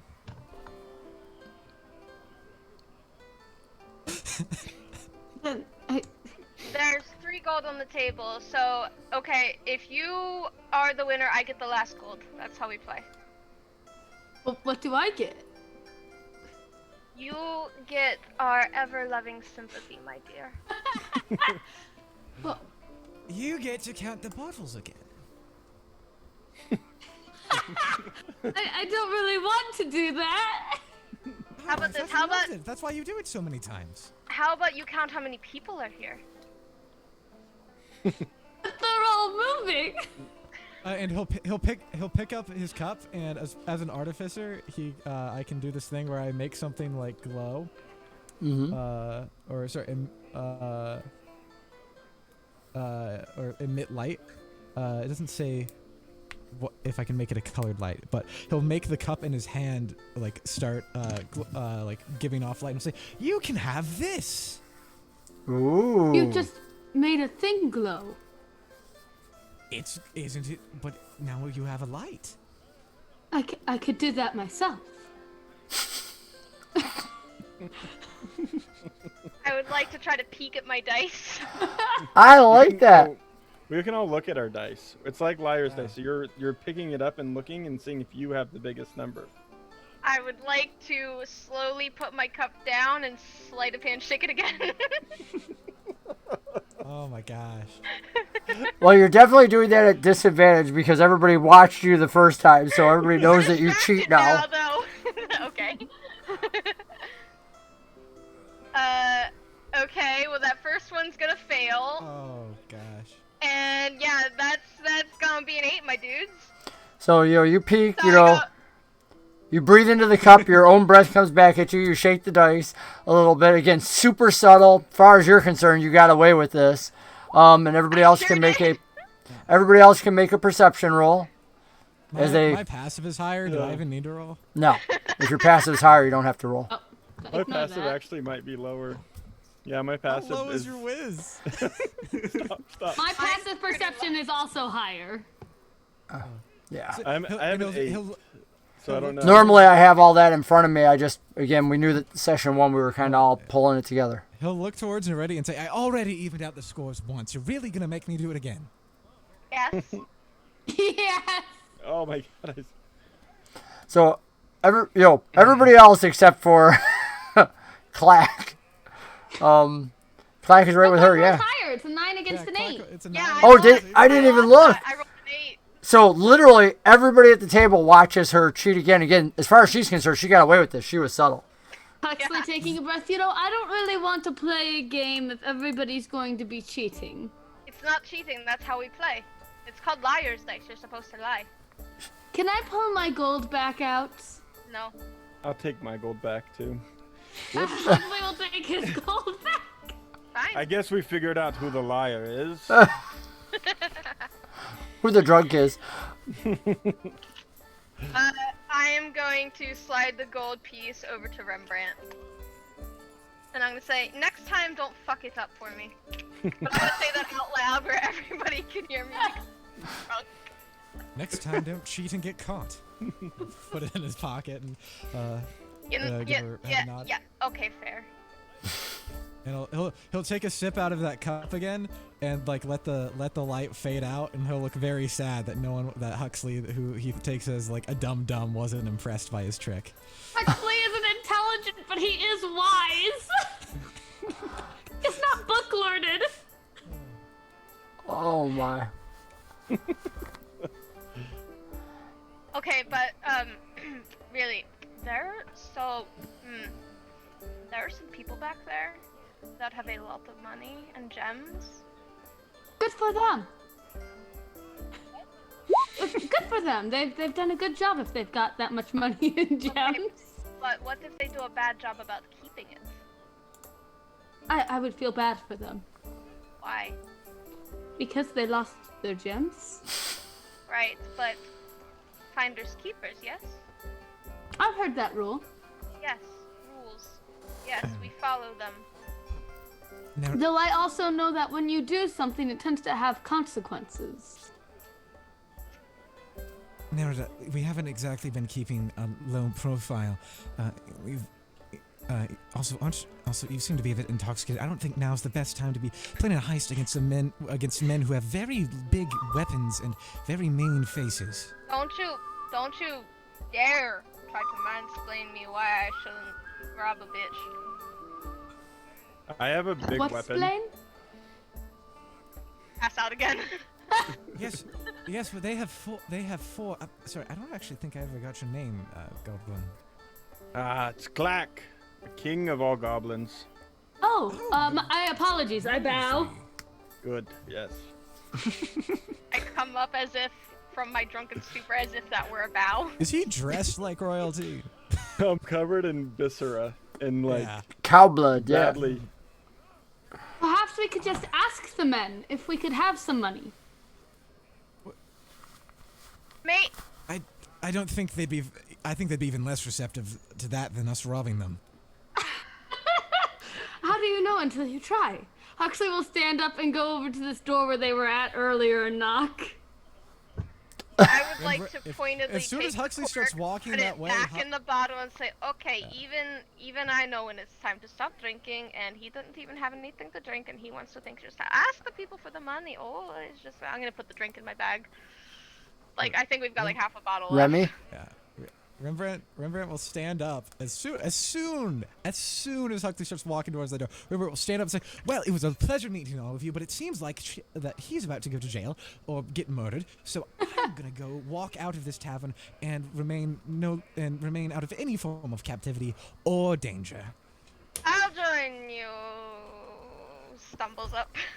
Remy gets up, moving towards the door. Huxley's moving towards the back door, getting ready to knock on it, leaving Klaak and who he calls the lore keeper together at the table.